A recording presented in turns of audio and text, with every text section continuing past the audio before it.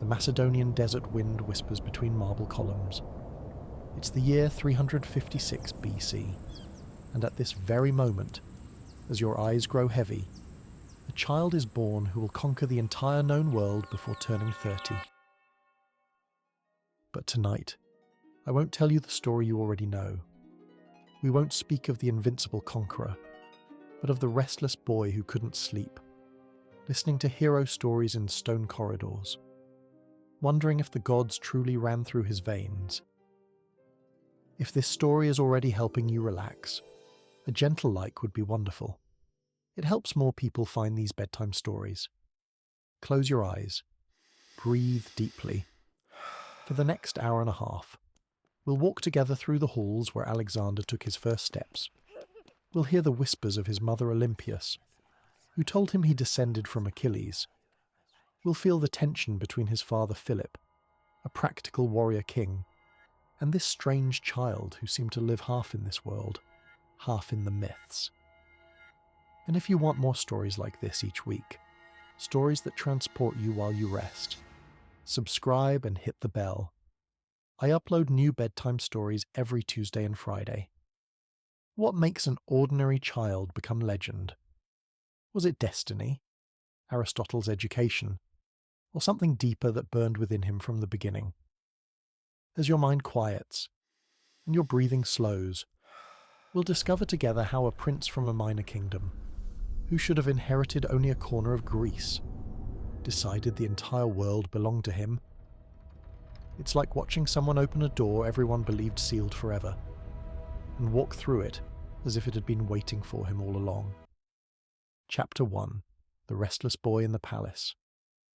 Oil lamps flicker in the palace of Pella, casting dancing shadows on cold stone walls.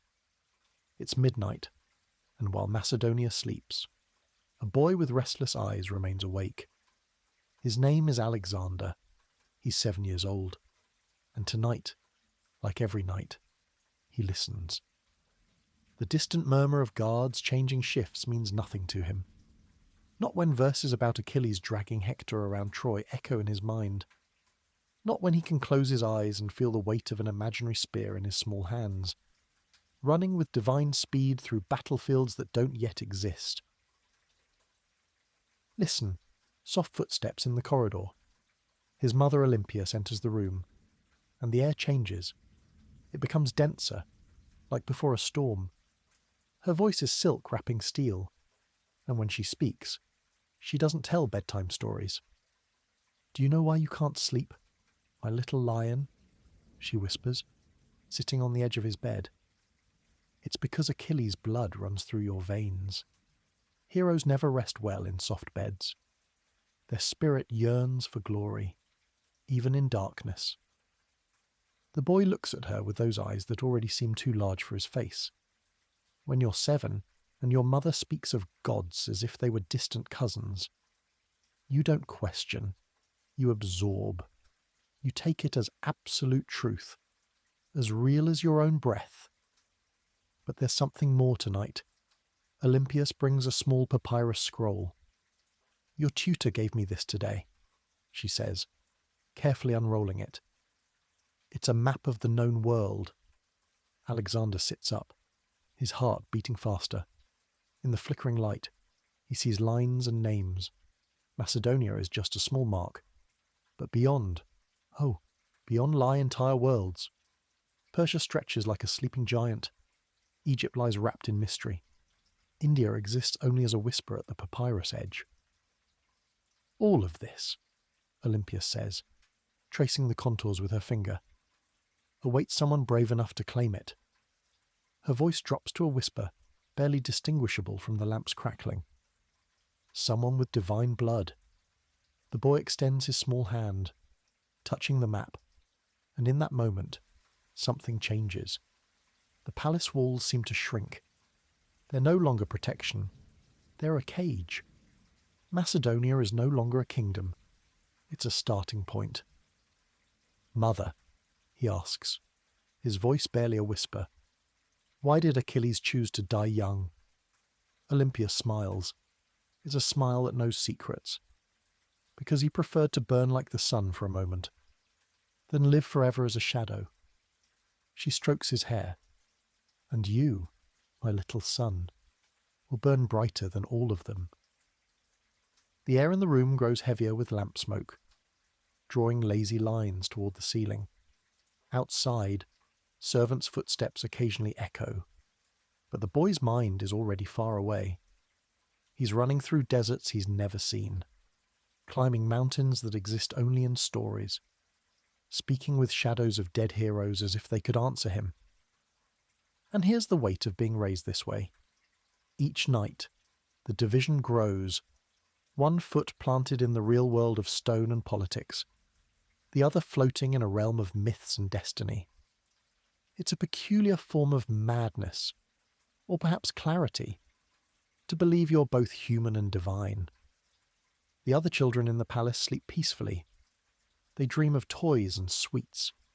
Alexander dreams of burning cities, of marching armies, of his name echoing through centuries. Not because he's cruel, but because he's been taught this is his birthright, his obligation, his inevitable future. Think about this for a moment. As your own breathing slows, what does it do to a child to be raised not to live, but to become legend? Every correction becomes prophecy. Every small victory, a sign of destiny. Winning a race in the courtyard isn't just a game. It's rehearsal for conquest. Taming a wild horse isn't a skill. It's proof of divinity. The pressure builds like water behind a dam. And the boy, this strange, brilliant, restless boy, doesn't resist it. He absorbs it, turns it into fuel. Where others would see weight, he sees wings. Continue your deep breathing. Let this ancient story wrap around you. Because what comes next, when this restless boy begins to move, will change the world forever. Chapter 2. The Philosopher and the Future King. Morning arrives gently at the Garden of Mysa, where olive tree shadows dance over ancient scrolls. Alexander is 13 now, and his new teacher isn't a warrior. He isn't a priest. He's Aristotle, the brightest mind in Greece. And he brings something more dangerous than any sword. He brings questions.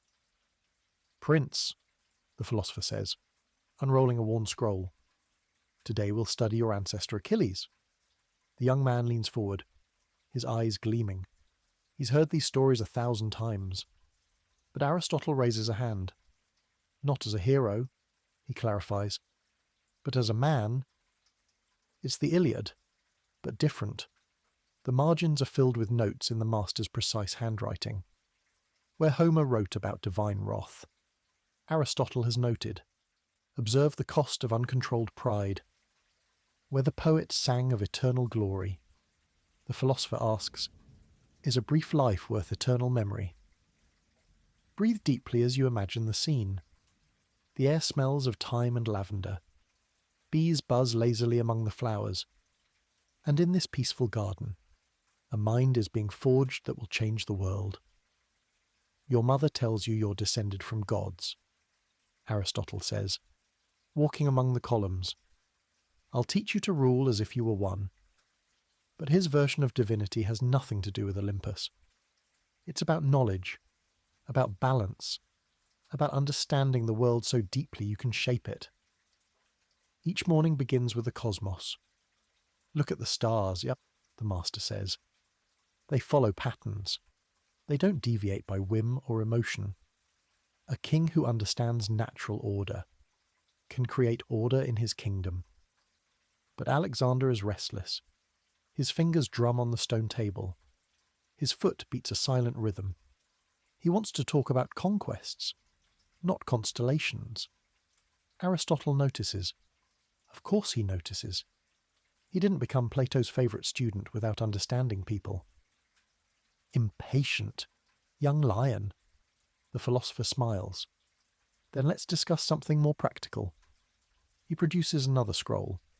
This one shows the kingdoms of the known world.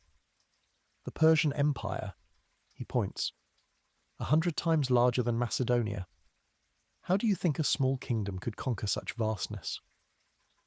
The prince studies the map. His eyes trace routes, calculate distances. With speed, he finally says, "Strike where they don't expect. Move faster than they can react." Good, Aristotle nods. But speed alone isn't enough. Look, he traces a line across the map. Each city you conquer must feed your advance. You can't just destroy. You must absorb, adapt, make your enemy become your strength. And here's the tension that will define Alexander. By night, his mother whispers about divine fire and destiny. By day, his teacher teaches cold logic and calculated strategy. Two voices, two truths, spinning in his mind like opposing currents. Let your breathing deepen as the lesson continues. Aristotle speaks of medicine now. King must know the human body, he explains, to heal his soldiers, to understand their limits, to know how much they can endure. He teaches about plants that heal and poisons that kill, about how different climates affect armies, about crowd psychology and the art of persuasion. Each lesson is practical, but also profound, not just how to conquer, but how to last. Most conquerors are like summer storms, the philosopher says one afternoon, as the sun sets golden over Mieza. Furious, destructive, but brief. You must be different. You must build something that survives after you.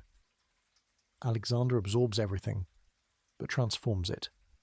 Where Aristotle preaches moderation, the prince sees efficiency. Where the master suggests patience, the student plans controlled speed. He takes the tools of reason, but forges them into weapons for his dreams. And always, there's the Iliad. Each night before sleep, Alexander reads the ancient lines with the new notes. He sees Achilles with fresh eyes, not just as hero, but as warning, not just as ancestor, but as map. "Why do you keep that book so close?" one of his companions asks one night. Alexander runs his fingers over the worn pages. "Because it teaches me who I am," he replies, "and who I must not be." Years later, when he crosses the Hellespont with 30,000 men, he'll carry this same book under his pillow. When he faces Darius at Gaugamela, he'll remember the lessons about crowd psychology. When he pardons cities that surrender, he'll hear Aristotle's echo about absorbing, not destroying. But that's the future. For now, he's just a 13-year-old boy in a garden, caught between the fire of myth and the cold light of reason, learning to be both, divine and human, conqueror and builder, storm and system. Your breathing is peaceful now. Your mind quiets, while in ancient Greece, a prince closes his book for tonight and dreams of worlds he hasn't yet seen, but already knows belong to him. The education is complete. The sword is sharp. The mind is ready. Soon, very soon, the world will know his name. Chapter 3. The Wild Horse and the Sun. A giant horse stood untamed, stronger men defeated by its fear. The animal heaved and jolted at the edges of the yard, eyes wide, muscles trembling, nostrils throwing steam in the cool air. Men shouted and pulled at reins, struck at its flanks, and each effort only made it buck harder, as if anger and terror shared one body. No rider could stay in the saddle. No hand could steady it. You can picture the dust kicked up in sharp bursts, the leather straps snapping against its sides, and a half circle of soldiers muttering that it was useless, too wild to serve. And off to the side stood the boy, not yet grown to a man, watching. His gaze didn't flinch. He watched the horse shying from shadows, watched it jerk when its own shape on the ground moved beneath its legs. Where others saw danger, he saw confusion. A boy of 12, already restless from nights of stories and days of lessons. saw that the animal wasn't crazed. It was haunted by the shape cast across the dirt, the shifting outline that followed wherever it turned. You can imagine him narrowing his eyes, quiet, standing still while others wasted strength on shouting. He did not laugh, did not jeer, did not warn. He studied. The horse continued to rear, driven by shapes more than riders. Men spat into the dust, saying it could never be broken. In the way of courts, one failure led to another, louder declarations. That money should not be wasted, that such an animal was curse not blessing. You hear these tones in your own street sometimes. When workers decide a hydrant is rusted too far gone, or an old engine beyond repair, they shake heads, say scrap it, better to cut losses. But one set of eyes lingers longer, finds a detail others missed. That was him in that yard. Instead of stepping back, he dared forward. Young hands on reins, gentle at first, not a fight but a test. The men mocked, saying a boy would do worse than they had. Yet his hand stayed even, his body close to the horse's shaking frame. Not a command shouted across the yard, not brute force. He moved quiet, placing his palm on the hot neck, waiting for the animal to feel steadiness rather than threat. He tugged, soft, until he turned the horse, its body angled toward the sun. Now the trick revealed itself. With its head pointed into the light, the shadow fell behind. No dark shape leapt across the path to startle it. No false figure chased at its hooves. The horse stilled, ears flicking, nostrils flaring. But the terror eased. Step by step, it accepted the hand, the weight of balance, the strange new rider urging calm. The palace yard, so clamorous with noise before, went silent in disbelief. What grown men could not master through muscle, a boy reset with patience and sight. You see the lesson without needing to stretch it. Where tradition calls for more force, sometimes clarity asks for a change in angle. Like adjusting old boots so the heel no longer rubs, shift the frame. The stride softens. He did not subdue by beating. He solved the fear by facing it. Most people battle shadows and exhaust themselves. He moved the beast so the shadow slipped away behind. The horse, finally steady, advanced beneath him. That moment marked more than taming. He claimed the animal as his own, not from inheritance, not from decree, but from proving himself in full view of father and court. The animal followed him from that day forward, bonded in trust and shared breath.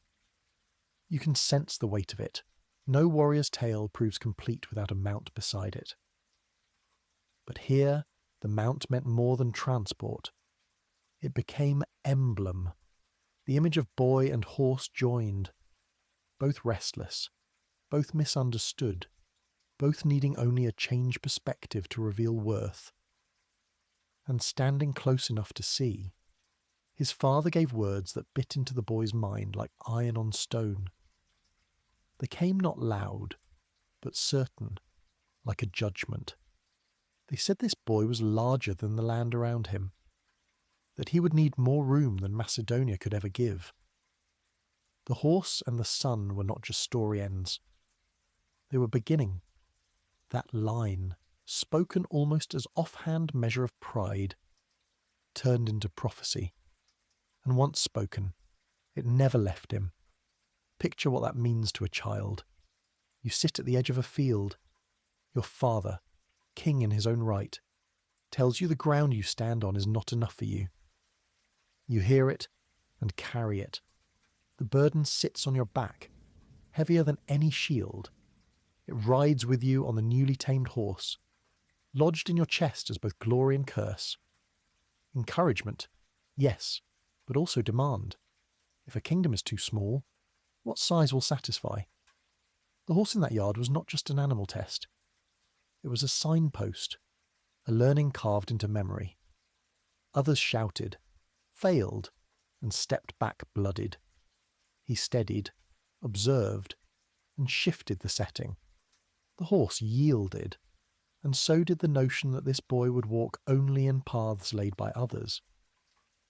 You notice how a simple animal became measure for vision. Not conquest yet, not empire, but proof that he saw differently. The horse itself would remain with him through battles, carrying him farther than some swordsman could march, marked by loyalty rare between beast and man, yet more than the companionship. It remains remembered because of how it began. At 12, he saw beyond surface chaos. He understood that sometimes fear is nothing more than misread light. The soldiers who had cursed the animal now stood in awe, quiet, unable to deny what was clear before their eyes. He had done what their strength could not. For them, it was spectacle. For him, it was confirmation. A step closer toward fitting destiny.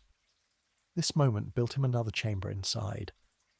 A chamber where confidence lived. He had proof that he could conquer through more than training. Through sense and innovation. Later, when faced with knots none could untangle, or with kings bearing greater numbers, that moment with the horse would linger. It taught him to seek the angle others ignore. Standing the beast toward the sun became a pattern he would play out on fields and cities. Again and again. Unconventional, yet effective. Direct, yet unexpected. You might compare it to spotting where water leaks in an old ceiling. Hammering at bricks won't solve it. Step back, follow the line, turn where no one else guessed, and the fix appears. From that day in the dusty yard through the years of campaign after campaign, the horse followed like shadow but obedient, no longer feared, and each hoofbeat carried inside it that earlier victory. The voice of a father declaring Macedonia too small. That line rang like a bell in quiet moments, along riverbanks, under tents, even in triumph when men bowed low. The sound of reins snapping against leather, mixed with that sentence, formed rhythm in his mind, and though he rode far, years later it would still echo. A father's praise, shaped also as challenge, doesn't fade. It turns every rest into unease, every victory into staging ground for the next. What should feel like achievement instead feels like step one. That's how those words lived inside him, proud at first touch, demanding forever after. So the horse became symbol, an untamable beast steadied by a boy who noticed what others ignored. A father's remark stretched into prophecy, and all of it turned the palace yard into birthplace of ambition larger than its walls. From here, his steps quickened, his reach grew, and his restlessness no longer lingered in story alone. Now it had found proof in action, proof that the small kingdom's edges would always hem him in. That phrase would haunt his steps. Chapter 4. The Lesson Beneath the Praise. Praise from a father can feel like a blessing or a burden. The words can land soft at first, a simple acknowledgement, yet they linger, heavy in ways that take years to unfold. When Alexander tamed the horse and stood in that yard, his father looked on with pride. What he said in that moment carried more than warmth. It carried a weight that would trace through the boy's life like a bell still ringing long after the clap. Macedonia is too small for you. That remark was hardly more than a murmur, but it sank deep, as if carved into the grain of his thoughts. You know how some sentences stay lodged in your mind without trying? A phrase from a parent, a worn line in an old letter, or even a note scribbled in the margins of a school book. It becomes a reference point you can't discard. For Alexander, his father's words were not casual. They felt like prophecy pressed into his chest.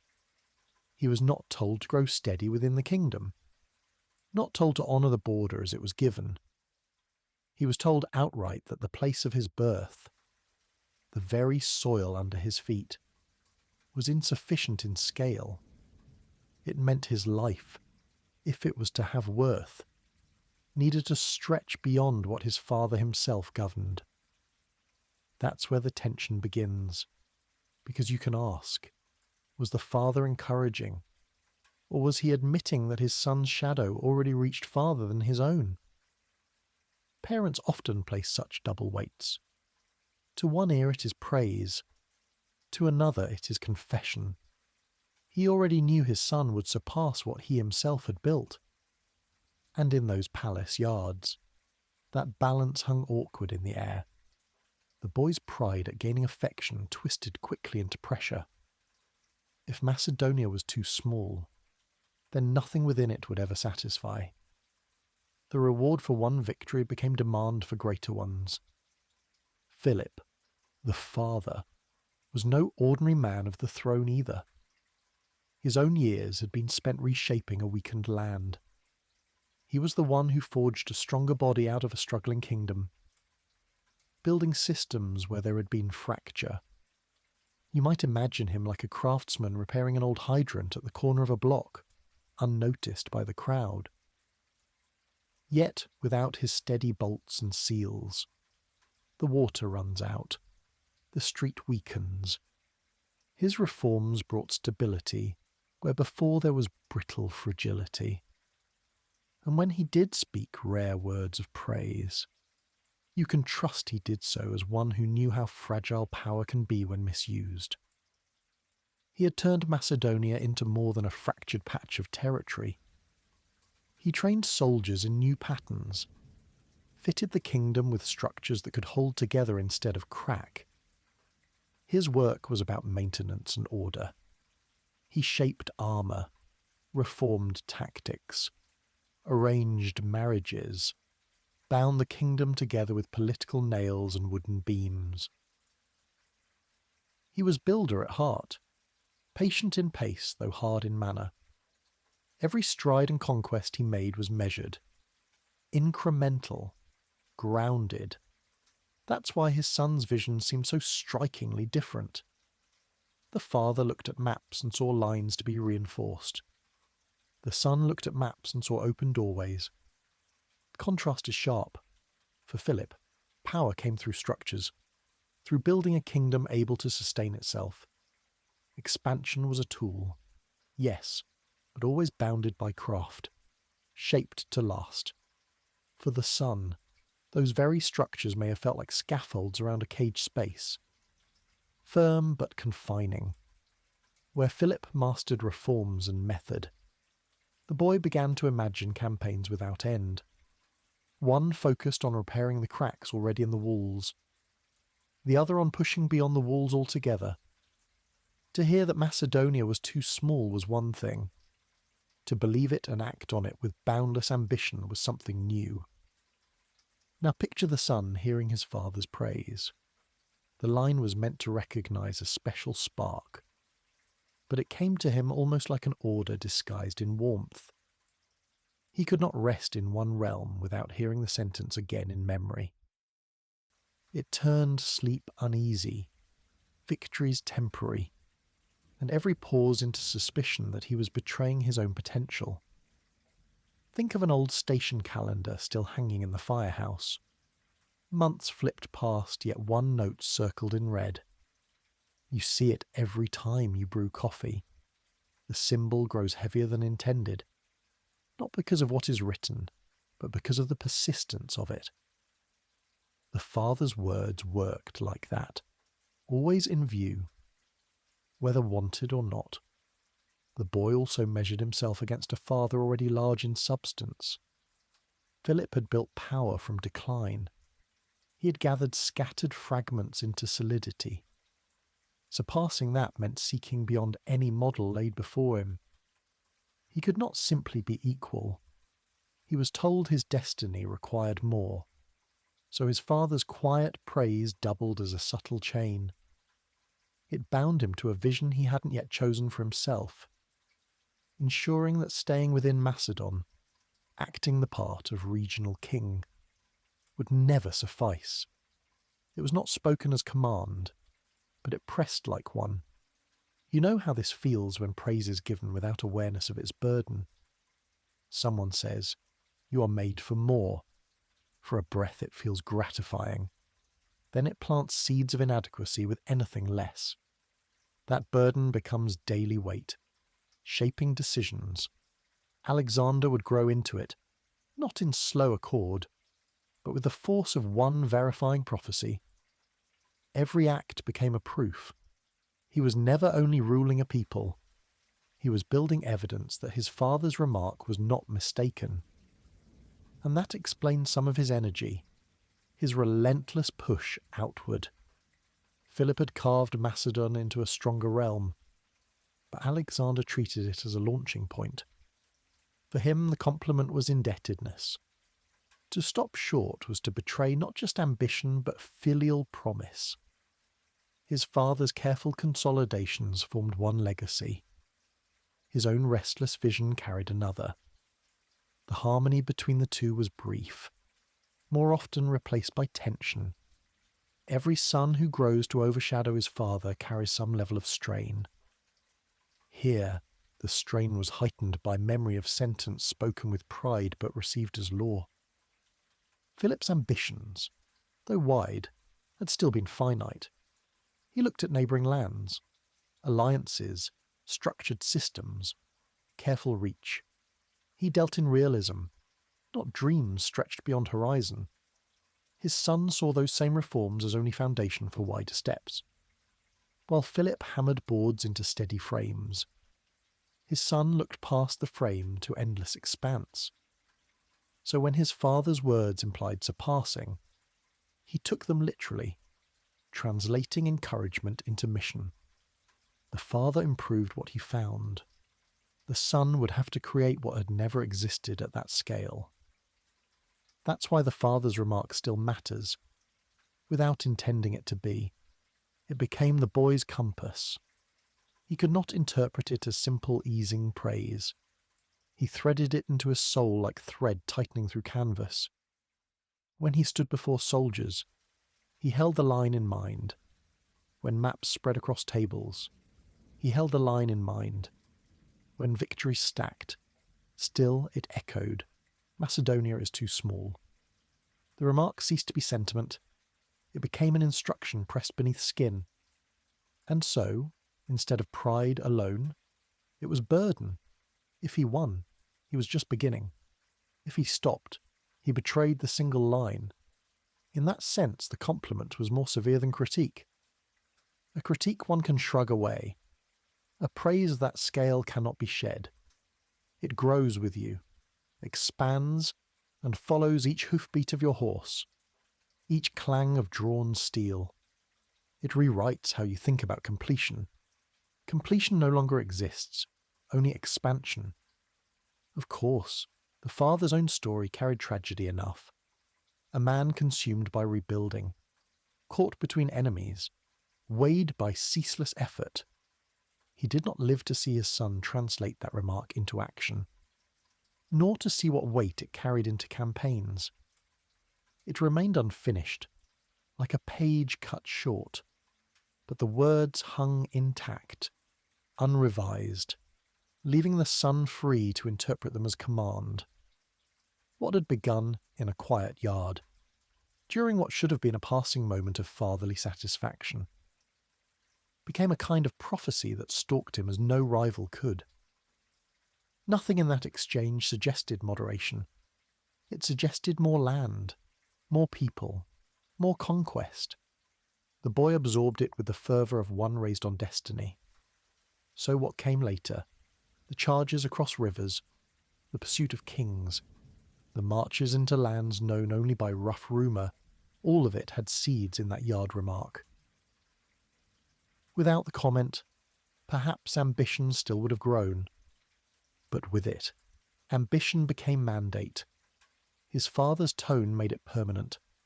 So when you think of that scene, you see simple affection but coated in iron consequence. Alongside inheritance of a throne, he inherited expectation that one kingdom could never suffice. To live otherwise was to deny his very birthright. And though he must have felt pride when the words were spoken, the pride quickly twisted into demand that marked all things after. Praise can be blessing. It can lift you. But for him, praise turned into a constant call outward, into distance not yet conquered.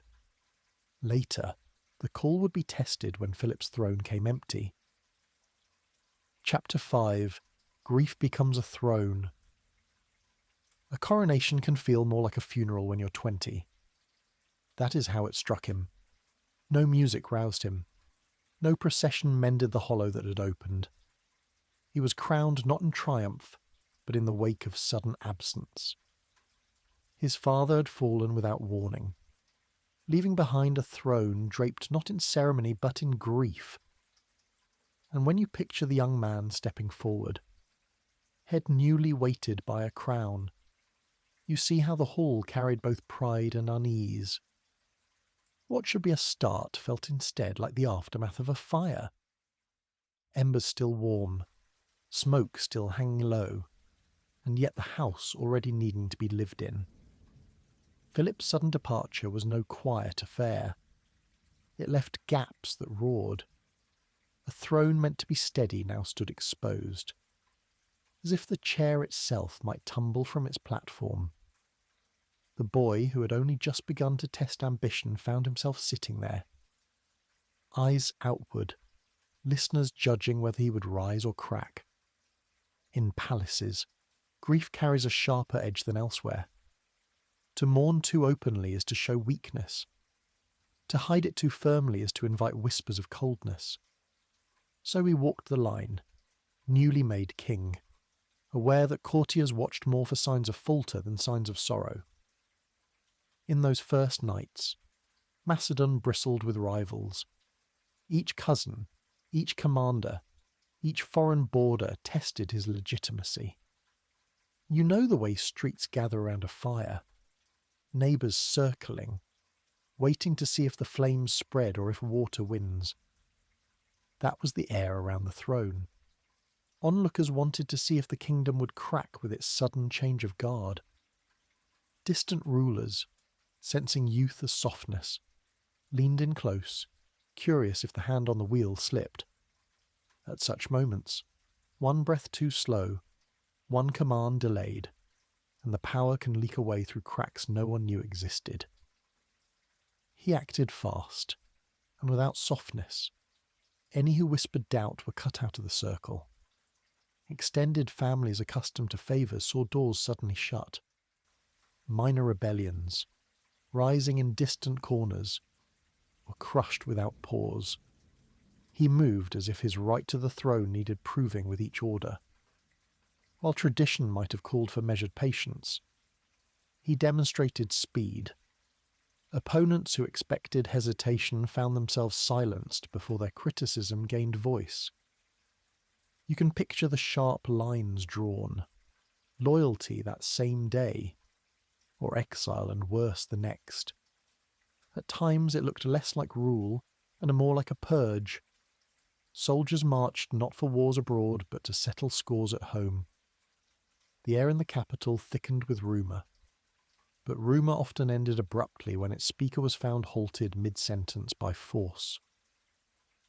To outsiders, it was brutal, excessive against threats still unformed. But to the man sworn to hold the throne, it was necessity.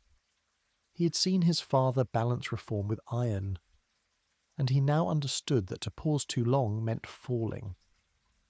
He drew his line by making certain that question of legitimacy never grew large enough to haunt him twice. It is worth pausing here. When you live on an ordinary street, succession means simple passage of inheritance, papers signed and boxes packed. When you live on a throne, succession is a test of survival. The crown does not pass with ease. It must be secured, often desperately, in the very instant it changes heads. For someone so young, it meant grief could not linger. Instead, grief itself was burned as fuel. converted into speeches, marches, and orders that assured no one doubted who stood at the centre now. And while neighbours on one street may settle disputes with talk, palaces demand swifter proof. His acts fit that demand. Think of an old hydrant on a city corner. For years it holds strong, metal red, bolts tight. Then one winter, unexpected frost weakens the screws, unseen by passers-by. When the thaw comes, the pressure leaps outward, and water spews into the street. The first one there with the wrench must tighten quick, even harsh, to keep the flood from spreading. To others, it looks rough, too fierce a turn of the wrench. But to the one holding metal under pressure, there's no such thing as gentleness. You fasten tight or the block is lost. Alexander faced his coronation like that hydrant. He chose not to leak. The memory of his father's voice still rested in him too. Those lines about Macedonia being too small no longer sat as compliments during leisure hours. They now sounded like commands pressed into bone. To hold the throne was step one, but the voice demanded more. He could not shrink. He could not grieve in private. He could not pause.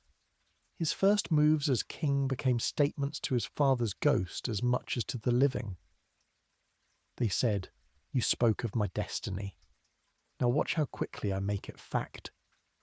Rivals saw not hesitation but force, and those who had circled nearby, eager to test him, stepped back. They muttered at his speed, but they also nodded at his certainty. Unsteady nations expect their rulers to move cautious. Ambitious nations expect their rulers to move like steel strikes flint. He opted for the latter, and in the pattern of ancient courts, rumours of his firmness travelled faster than dispatches of his grief. By the time surrounding states considered rolling across his ground, the image reaching them was not one of a boy but of a man with blade drawn, merciless at the edge of command. Inside his court, such speed earned both fear and reluctant respect. Some men bowed lower, not out of love but calculation. Others whispered wariness, knowing brutality as cost, but all stepped in line, and that was what mattered. Destiny, after all, does not wait for consensus. Destiny demands pace, and he answered it, where his father built by length and gradual reform. He secured in days and force of will. It shocked the system into obedience. The funerary haze did not lift, but it blended with the smoke of camps, the clatter of troop movements, the line of orders stamped by seal. Grief in this palace became action, translated instantly into defensive strikes that secured the throne. To some, it seemed cold. To others, it rang as the only possible response. You know the way a firehouse clears its yard after the bell. Someone can be half asleep, boots untied, eyes still blurred, but once the alarm sounds, there is speed without hesitation. That was the rhythm he carried from those first days. Grief transformed instantly into command, and the world outside noted it. This was no boy to be dismissed. He had turned sorrow into warning, youth into force. For his people, it was reassurance. For his enemies, it was signal. For him, it was the only way to survive the sudden void left by a father's absence. Every act in that early span proved to people watching near and far that he intended not just to guard the throne, but to expand it. Ruthlessness at home clarified ambition abroad. His methods looked harsh, but they matched the era's demands. In private, perhaps he still carried weight of loss. In public, he erased all doubt through decisiveness that admitted no pause.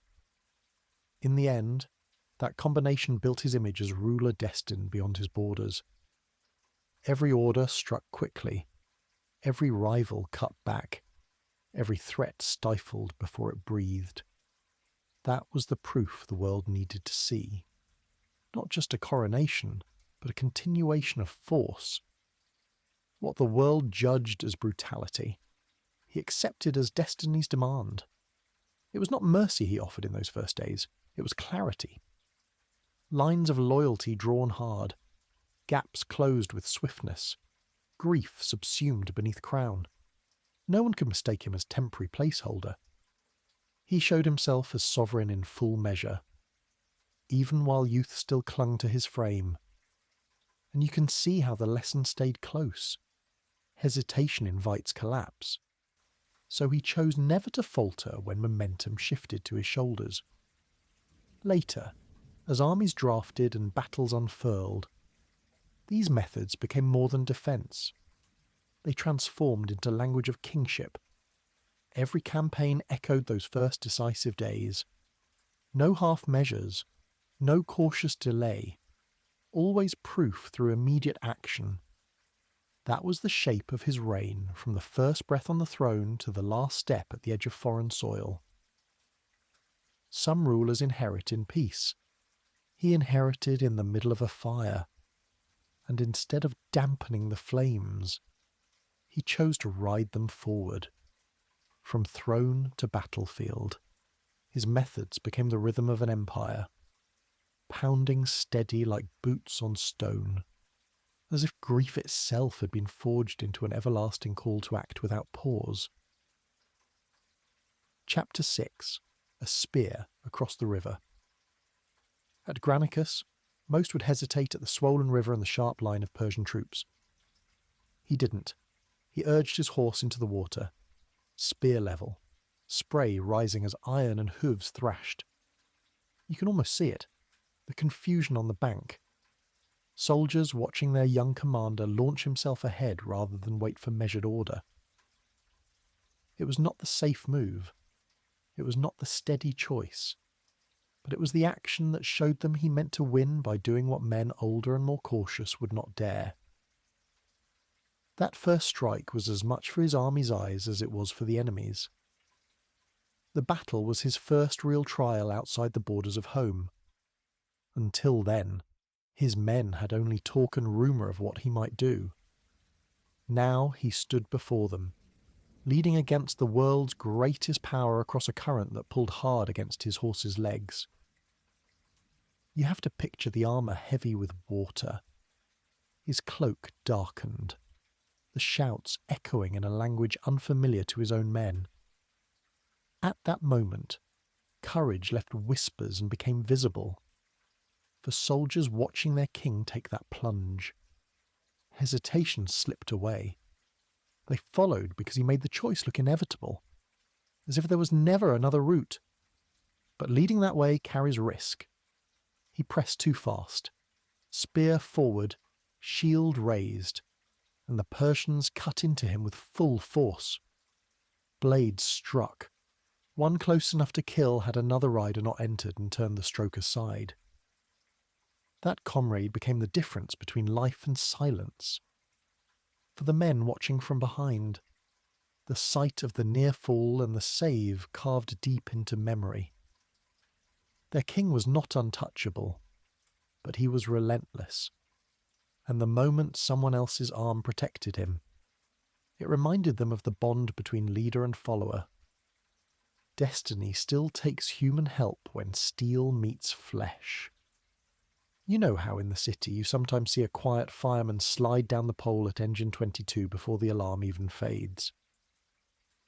Everyone else is still pulling on boots, but one body is already moving. That motion pulls the rest by force of example. No speech required. Just sight of someone unwilling to wait. That was his charge that day. It says more than instruction ever could. Soldiers did not march because orders told them to. They surged because they would not let themselves lag behind a figure who had already wagered his own life ahead of them. In the clash at the bank, water darkened with mud. Spears shattered. Men flailed, trying to gain footing. The river turned into more than water. It became wall, shielded by arrows falling sharp, blades slicing the surface. Many commanders would have stayed on their side until morning, waiting for the current to ease, for numbers to align. But he didn't grant the Persians that comfort. By turning difficulty into opening, he threw them off balance. They expected delay. They received impact. By the time his full line pressed forward, the enemy was trying to resist momentum rather than dictate it. The fight left him near death more than once. Yet when dust settled, banners that had seemed unassailable fell. And here comes the part that mattered beyond swords. The captives were not destroyed as tradition might dictate.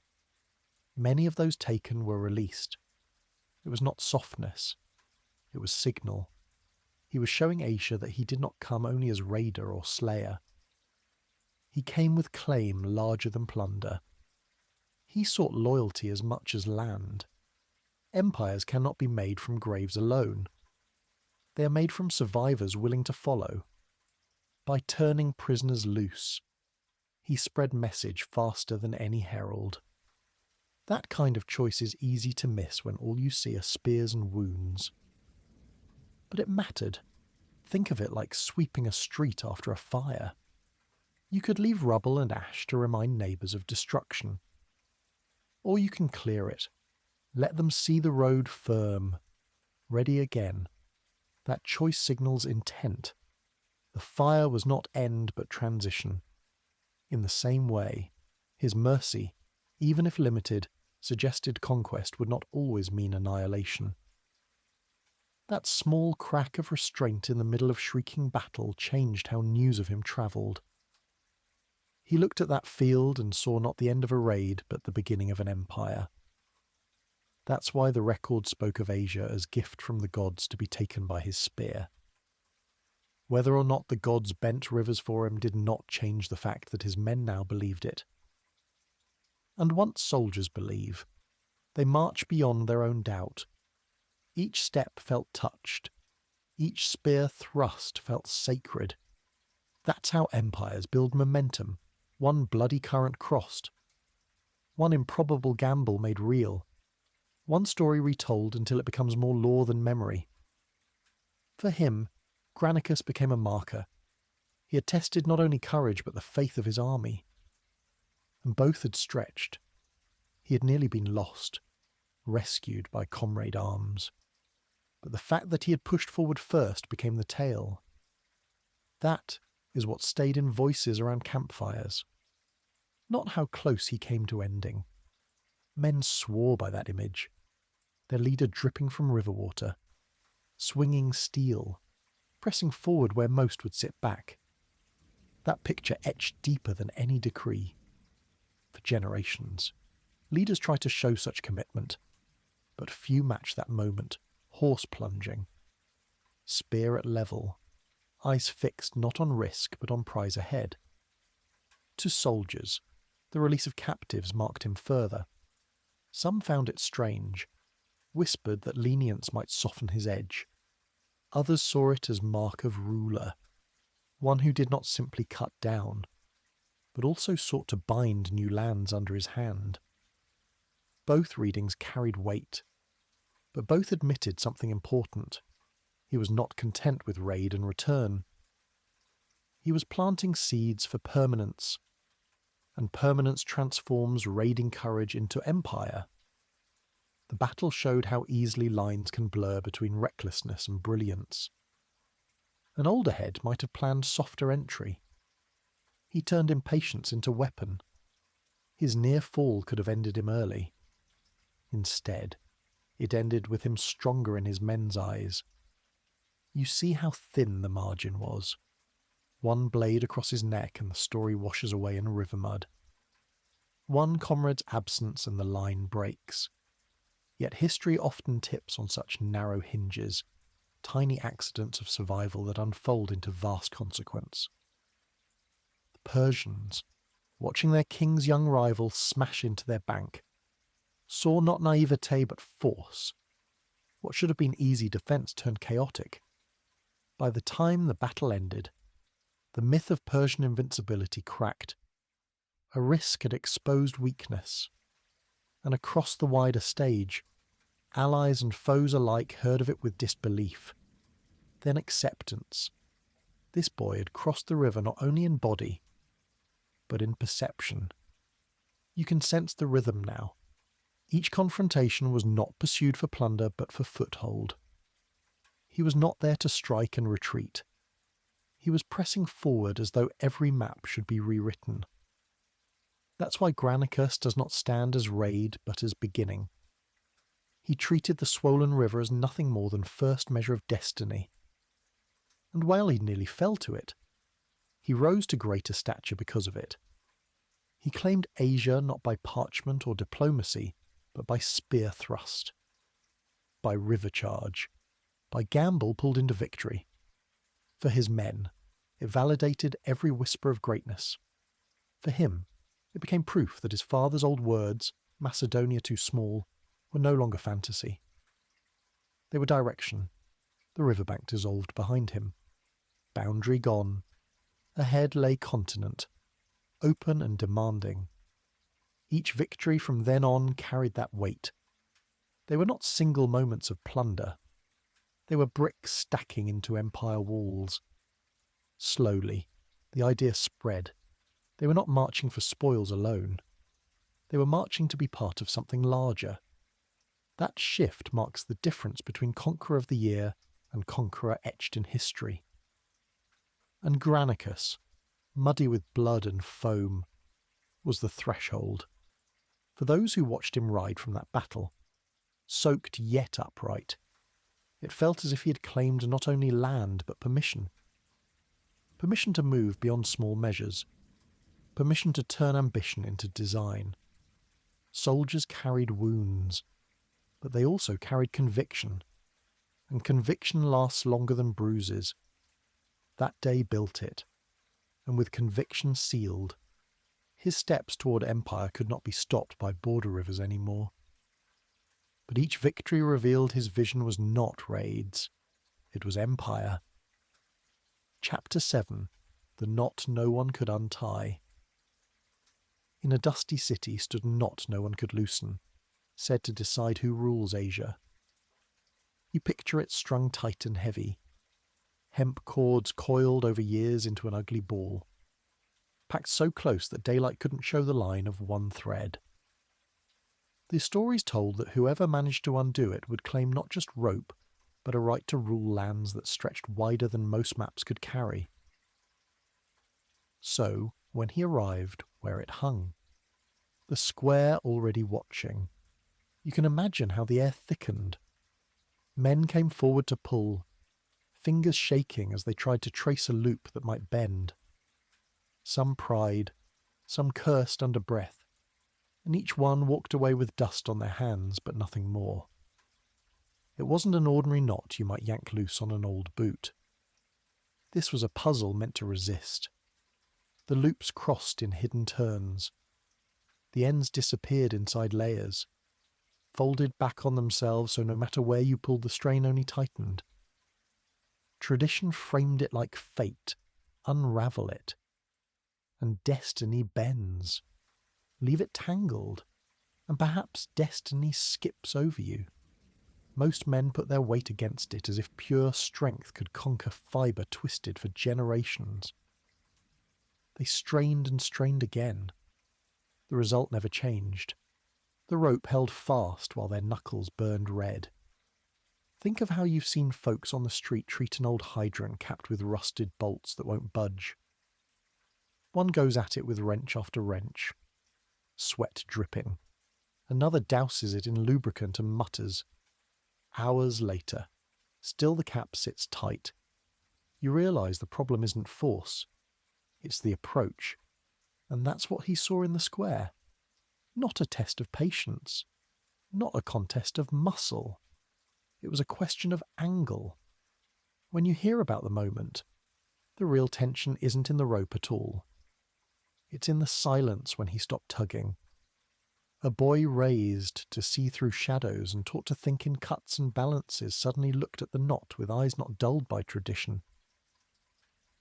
The crowd expected him to fail in the same weary way. Instead, He looked once, maybe twice, reached for steel, and in one quick motion brought his blade down. The cords that had coiled like a cur split loose. Layers sheared, dust rising. What could not be untied was shattered in a breath. You can hear the sharp intake from those watching. To them it must have seemed wrong. The rule was to untie, not to hack. But once the knot lay broken, the quiet turned to recognition. He wasn't bound by customs of fiddling and failing. He chose directness, where endless pulling led nowhere. A single decisive cut finished the riddle. That's why the story travelled. It wasn't about rope so much as about his thinking. When the usual ways jammed, he made his own. To him, there was no distinction between lawful untangling and slicing clean. Both left a rope undone. Both opened the path. And that teaching would follow him further than any city square. You step back now and see the philosophy underneath. Difficulties can draw you into circles, turning and turning with no slack. But problems yield as much to new angles as they do to persistence. He didn't waste his hours in patient struggle. He asked what would achieve the result, not what would satisfy the tradition. And then he acted. In ordinary blocks you meet similar lessons. That old Union ledger with pages stuck together might tempt you to pry pieces apart carefully. One edge at a time. But sometimes damp paper won't lift that way. Sometimes you cut the section out entire, tape it to new paper, and move forward. Purists grimace, but work carries on. That is the cut versus the tangle. The knot became symbol. To one eye, he had cheated. To another, he had proved the heart of command, the willingness to do what others don't consider. And above all, he had shown he would not spend himself on tasks that led only to stalemate. Boldness was not just a tactic. It was his core method. He faced walls, knots, vast armies, and reached for the stroke that settled it. Of course, in cutting the knot he placed himself apart.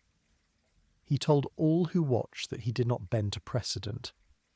He bent precedent to him. That was enough to echo long after dusk cleared. It suggested that no problem would hold him, not through time, not through complexity. If rules bogged down progress, he'd redefine the rule itself. You can trace future marches back to that knot. Each time he rode into places men thought impassable. It was the same philosophy.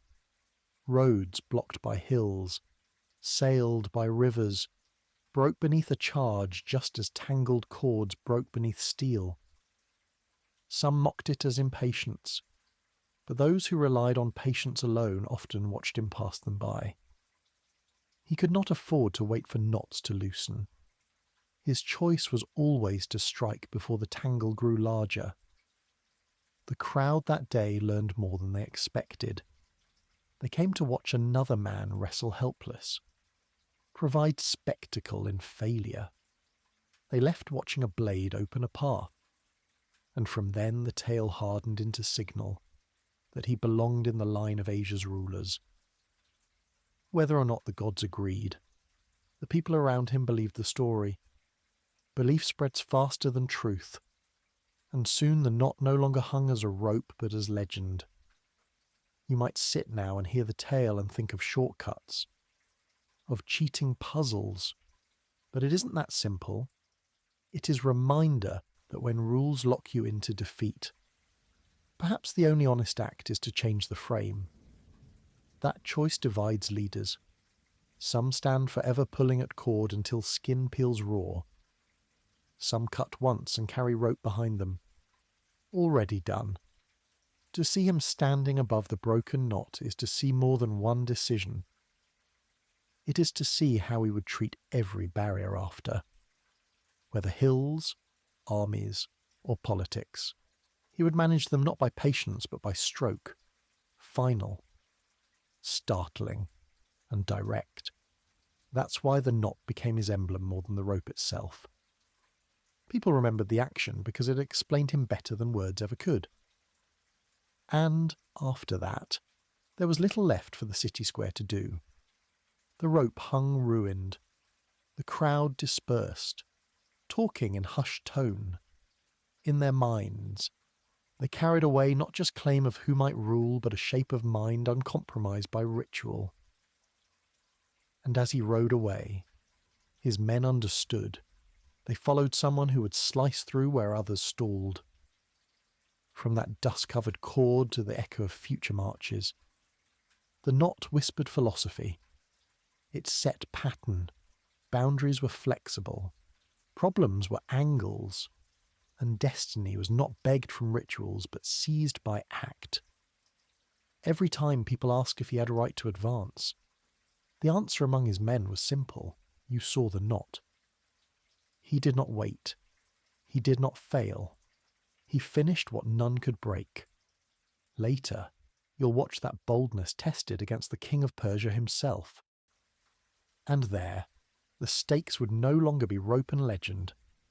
They would be armies spread wide, ground soaked with blood, and a clash not just of strength, but of two visions for the world. His cut had freed him once, but soon the true knife would have to fall upon legions. That knot, once tangled and impossible, became his shorthand.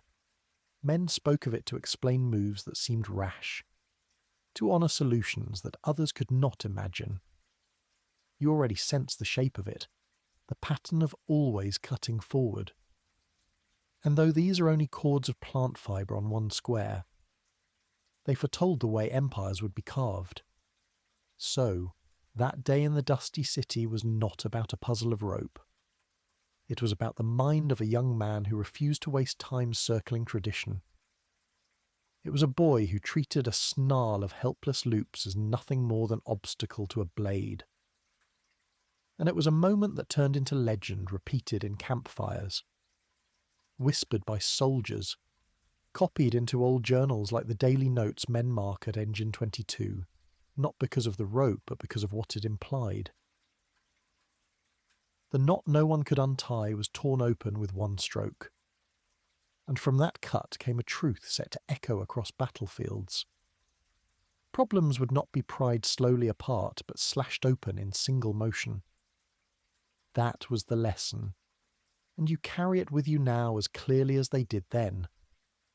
When tradition locks the door, sometimes you don't fumble for the key. You take hold, and you cut it. His boldness, proven in rope and dust, soon would collide with Darius's might. Chapter 8. Chasing a King from the Field.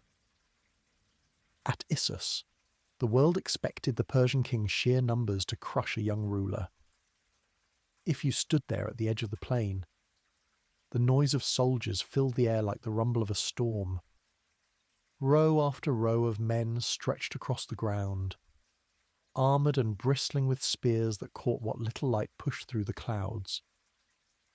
At that scale, numbers can feel like fate carved into dirt. Against so many, a smaller army looked temporary, like chalk on pavement before rain. But Issus was not a wide plain. The ground narrowed as mountain met sea, leaving less space for the great weight of Persian numbers to move and strike. You picture it now, a bottleneck hidden in plain sight. The king of Persia brought an enormous force and set it in motion. But the land refused to cooperate.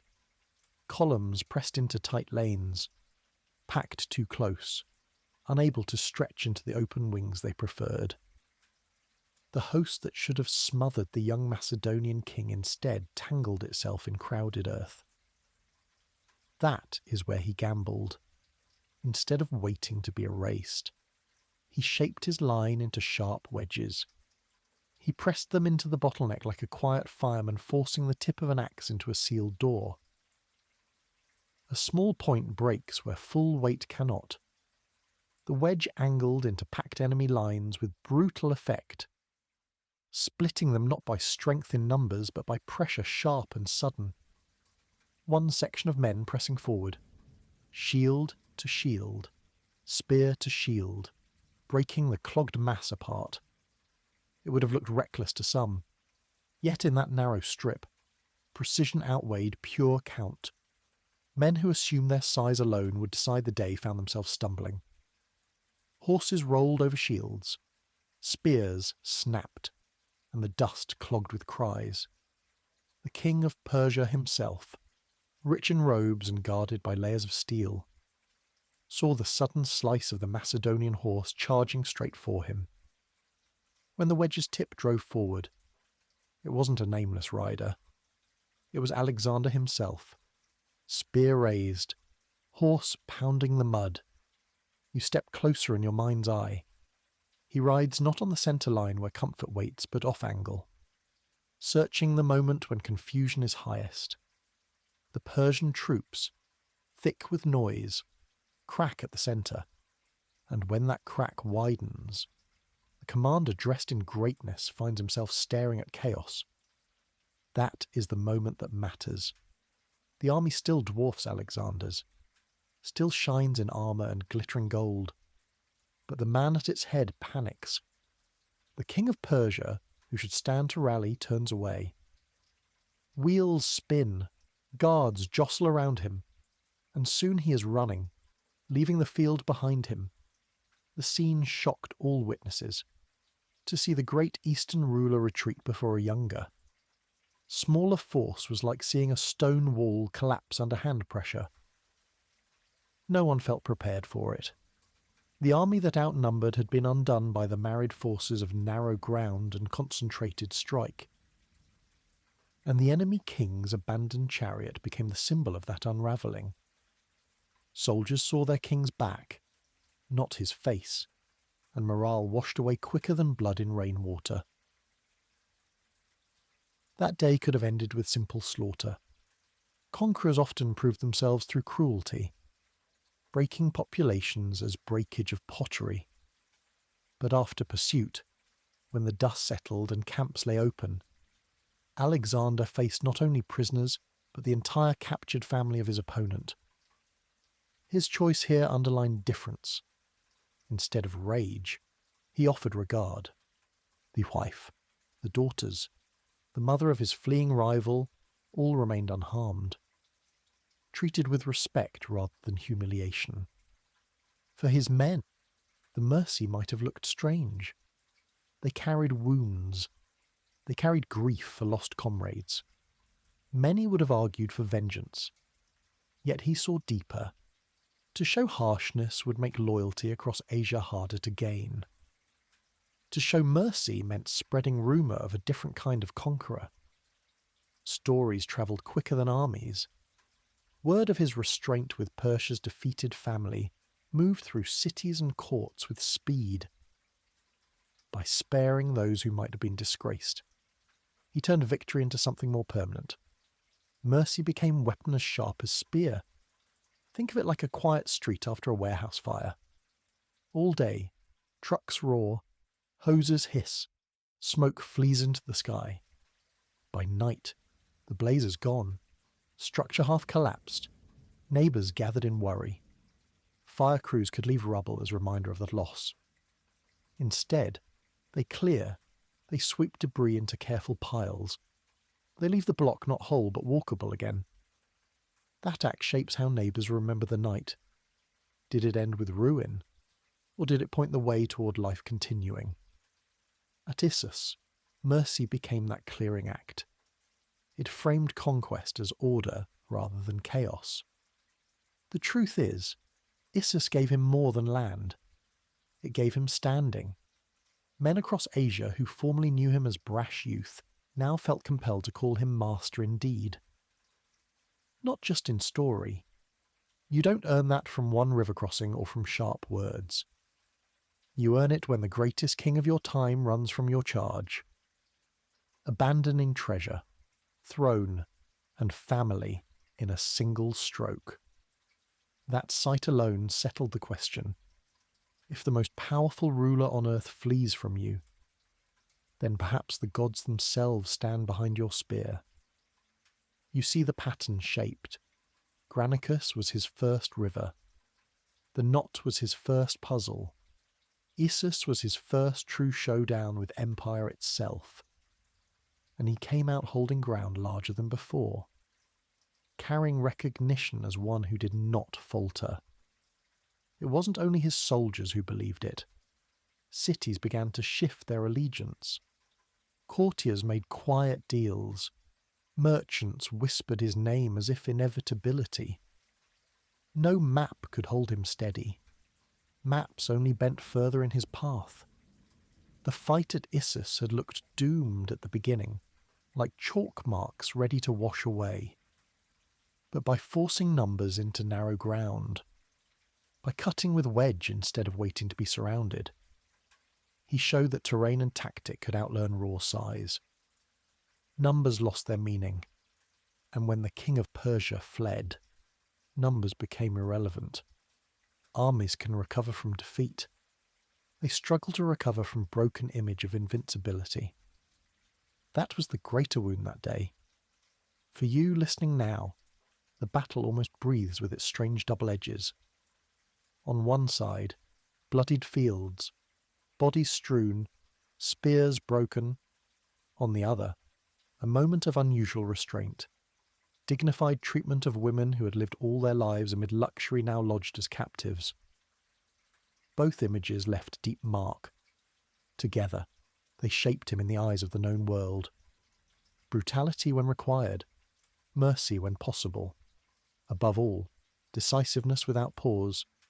After Issus, he no longer felt bound by the shape of Greece, or even by Persia's nearby provinces. His restlessness only grew. Conquest became horizon itself. Always one march farther, one river more to cross, one legend still to eclipse. He seemed unable to stop, because every victory only confirmed the line hammered into his childhood, that Macedonia was too small for him. His soldiers once thought in terms of pay and land shares. Now they began to think they rode and fought for something outpacing any single reward. Something approaching immortality through empire. It's easy to see why the story of Issus circled so insistently. It provided simple images. An army outnumbered but advancing. A great king fleeing his post. A conqueror sparing his rival's family. These were details that required no embellishment. Any trader carrying them down caravan routes could spread them with a kind of awe. And once belief spread, more cities opened gates without a fight. Victory begat victory, not always through combat but through reputation built on Issus. And you can place yourself at that campfire after the dust. Soldiers sit with cuts and bruises, chewing on bread stiff with age. Their young king walks through the tents, no longer a boy in their eyes. He's the man who made the Persian king run, who pointed to the horizon as though it owed him passage. The mood is quiet, maybe uncertain, but pierced by the fact that they survived against odds and ended richer than before. In their minds they balance pain with pride, and pride slowly tips heavier. To one corner, the captured family wait, tended and spoken to gently. That single sight travels faster than rumour of gold. It tells the watching men they follow not just warrior but ruler. And ruler means empire. The line between warlord and king hardened that night in camp. Soldiers thought not only of spoils, but of building something lasting with their sweat. Issus, small on a map, looms large in this telling, because more than land or treasure, it gifted him a new identity before the world's eye. From reckless challenger, he became master of Asia. From ambitious youth, he became standard of kingship. And from restless prince, he became more than borders could hold. Each march afterward carried the sense that limits had already been broken once and would break again. His restlessness carried him across continents, never contained. Chapter 9, Dreaming Beyond the Horizon. Victories could have filled a lifetime, yet Alexander looked still farther. Think of that for a moment. Most rulers would have ended content after chasing the Persian king from his field, or after marching through cities that once seemed untouchable. But he was not wired for rest. Each triumph, no matter how complete, went sour if it lingered too long. People around him might see finality, an empire already stretched. He only saw new borders waiting to be questioned. You can imagine the camps after the great wins, soldiers loud with chatter, counting out plunder, mending gear, dreaming of home. They looked at maps and thought, enough, land under heel, enemies broken, riches flowing. Surely this was what all the marching had been for. Yet he walked those same camps restless, eyes pushing east, hands sweeping along the edge of parchment where nothing had been drawn yet. No lines, no cities marked, only rumour of rivers and forests. For him, the blank was the invitation. The drive carried him toward the lands farther than the Empire of Persia ever truly claimed. Past deserts, past mountains, listening to guides describe strange rains and beasts unseen in Macedon. It's the same way a quiet fireman on a slow night keeps staring at the door. Boots by the pole, knowing any alarm will drag him out before dawn. The others might drowse by the percolator. He listens, waiting. You see in that posture the spirit that refuses to think. We've done enough. There is always more. The soldiers, though, were no longer swept up in the same fever. For them, the mileage weighed heavy, like wet wool carried too long. Years had pulled them from their families, the constant march grinding into bone. At first they followed because of pay, then pride, then the pull of watching kings fall before their charge. But as the horizon lengthened into strange rivers none had heard of, their will thinned. They asked themselves how far victory could stretch before it broke them. Still, he pressed harder. He spoke often of Asia not as a border but as a path without end. Against rain, against storms, against the knives of tribes they had no quarrel with. He pushed until the army reached a river so wide they could only stare. That was the hyphasis. At its edge, his vision clashed against the limits of men. They would not go farther, not with boots tattered, not with wounds that never healed, not with their memories of homes now distant as another world. You picture the scene. A wide river lined by monsoon clouds, the water rolling strong, mud sticking to sandals, voices low and flat. He called for pushing beyond, for more conquest, for names written against lands still unnamed. But the circle of officers and soldiers rose together in refusal. Not mutiny of swords raised against him, but of spears planted in the dirt. Silent stand. They would march no step farther into that horizon. In their faces he saw the wall. Ambition met exhaustion. Prophecy collided with bone and blood. For him, it was bitter. You can taste the moment like ash caught in your throat. Every urge in him strained to ignore their stance, to carry forward. But no ruler, no matter how divine he believes himself, drives forward alone. The men who lift spears and haul food choose where the road ends. And that day, at that river, they chose. It was not defeat by an enemy banner. It was a boundary carved by loyalty stretched too far. He could lead them through deserts, could bring them against kings and legions, could ask their strength in storms and sieges, but he could not compel them to erase themselves entirely in pursuit of a vision only he still saw. That is where the dream revealed itself. To him, conquest had no natural end. To them, life did. Think about the rhythm of any crew, engine 22 at the station. Late at night, a call goes out, one blaze after another. At some point, faces are drawn, hands blistered, eyes begging respite. Leadership might believe in endless duty, but the human body knows its limit. You feel it in shoulders, in lungs, and once the line is reached, you cannot demand more without breaking men. That is exactly what stood across him at that river. He wavered, angry, pacing along the bank, looking east with fire in his chest. But at last, he listened. Perhaps he didn't understand, but he knew pushing farther without them meant collapse. So the march ended. In turning back, he tasted for the first time the truth that his vision had grown larger than mortal limits allow. The empire could stretch farther. Men could not.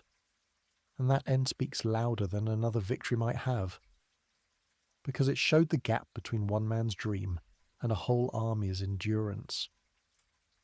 He lived with myths folded into him since childhood, treated each win as step toward a horizon that never ceased. But his warriors marched with human backs, human hearts, human need to stand in familiar ground before death carried them. At Hyphasis, their final resistance revealed the truth, that the dream was infinite, but the flesh finite. Even in refusal, you see the mark of greatness. It takes stature to arrive at that river, to stand where no one from his homeland had stood. It takes a leader's fever to imagine more, but it also takes recognition to turn back, to admit that one vision might outrun the bodies meant to carry it. He had to stand in that tension like soot settling after a blaze, knowing he could imagine further but never walk it. You can picture the camps after they turned away. Fires low, men quiet, some relieved, some uneasy. He walked among them, carrying disappointment disguised behind calm face. To them, they had saved their lives. To him, they had stolen destiny. Yet the bond held. Even if strained, they would follow him back west, still loyal, still wary, aware that he carried within him a hunger never entirely sated. This moment folds itself into how we see him, because conquest without limit is a dream most men can only carry alone. For others, limit is truth. At that muddy river he confronted that gap not in battle but in silence, in the stand of exhausted comrades, and though he cursed it inwardly, he stepped back. That step back was the greatest concession of his life. You think of old notes in the firehouse ledger, entries that end abruptly. Calls half described, page torn. The silence of what might have been lingers thicker than the detail of what happened. That's how his horizon looks at Hyphasis. Not for what was achieved, but for the flood of what never would be. Even in that rejection, the shape of his mind can be seen. Dreams stretched not to borders but through them, and impressing so far, he revealed a difference between himself and others. That ambition, unmeasured, always seeks a next dawn. His comrades wanted peace. He wanted the edge of the map. What they denied him in distance, he carried still inside. And that is the irony worth noticing. He wanted infinity, and his men gave him mortality. He sought horizon, and they gave him a boundary. He dreamed as though his body could keep pace forever. But his body, like any, bore limits. In turning back, he accepted not only their refusal, but his own hidden fragility. Later, sickness would spread in his frame with suddenness neither spear nor strategy could counter. For all his strength in battle, the weight of flesh remained steady and unforgiving. The man who would not stop found himself stopped. The boy who was told Macedonia was too small had reached edges even he could not push past. His body gave him boundaries he had refused to accept in vision. And so, when people remember him, they hold both images, The general pressing into rivers none dared. And the man standing on a bank told no. One shows drive that makes borders meaningless. The other shows the line where human breath ends. Together, they explain him better than any triumph alone. At Hyphasis, the river stood as mirror. On one side, endless dream. On the other, hard soil of human limit. He held one foot in each and felt them strain apart. That strain carved itself deeper than scars of battle. It told him plainly, though he would never confess it, the dream could not outlast the body. You can see how his youth already held a hint that borders were shadows, not walls. From the restless boy listening to myths, to the man cutting knots with steel, the pattern stayed. He never accepted a line on a map as final. His father once said Macedonia was too small. It sounded proud, but it carried warning too. Praise can feel like prophecy, and prophecy does not rest. A single restless mind can raise armies, stitch together cultures, and call an empire from dust. But empires only live as long as the breath that drives them.